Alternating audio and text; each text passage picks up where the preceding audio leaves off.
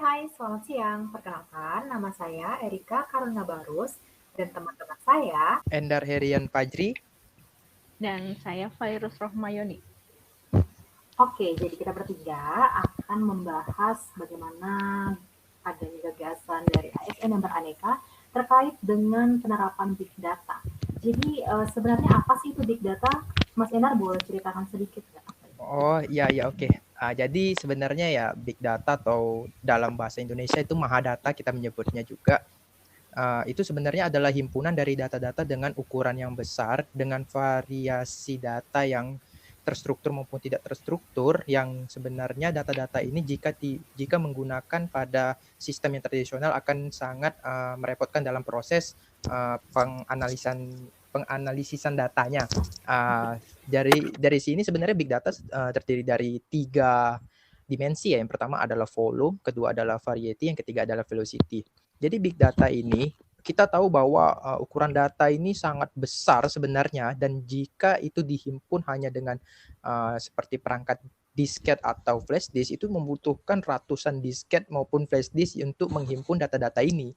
Padahal ya sebenarnya data-data ini sangat dibutuhkan dihimpun di dalam satu database atau warehouse data yang itu bisa diakses oleh banyak CPU. Itu yang sebenarnya dibutuhkan di dalam proses pengambilan keputusan, dan big data adalah jawaban dari permasalahan ini. Yang kedua adalah varietas data. Kita tahu bahwa data itu sebenarnya banyak sekali, ada foto, video, audio, terus diagram juga.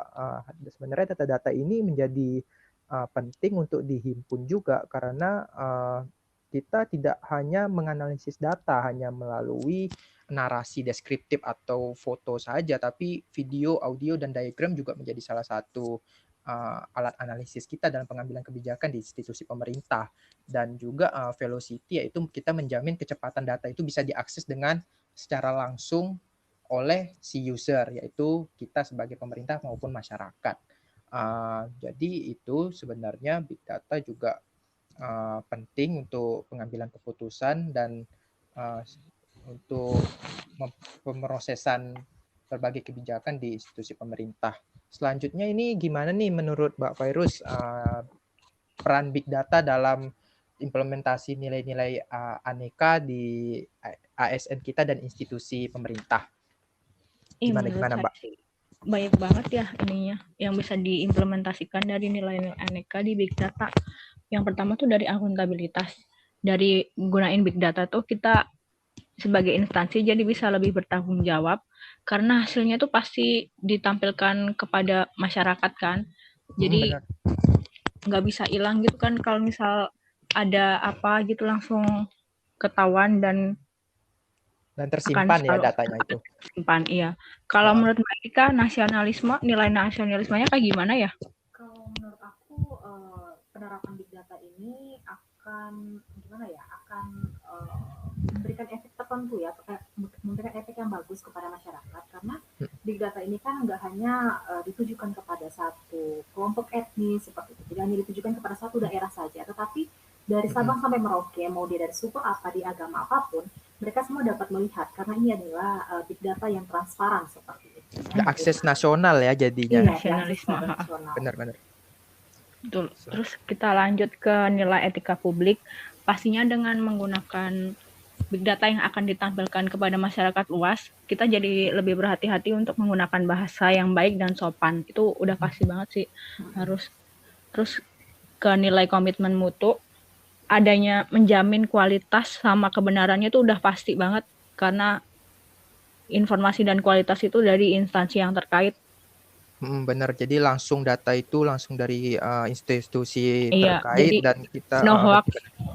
No hoax. Jadi isu sekarang ini kan hoax ya. Benar. Terus masuk ke nilai anti korupsi, bisa menjadi lebih transparan aja sih. Dan kalau jadi transparan itu bisa meminimalisir adanya korupsi. Kayak benar. Kayak sistem e-budgeting mungkin ya yang diintegrasikan dengan big data, itu kan langsung data itu masuk, dan juga ya langsung daftar harga dan segala macam juga langsung tercantum ya. Jadi susah lah mau manipulasinya juga. Iya benar. Oke, Menurut Mbak ini Rika gimana?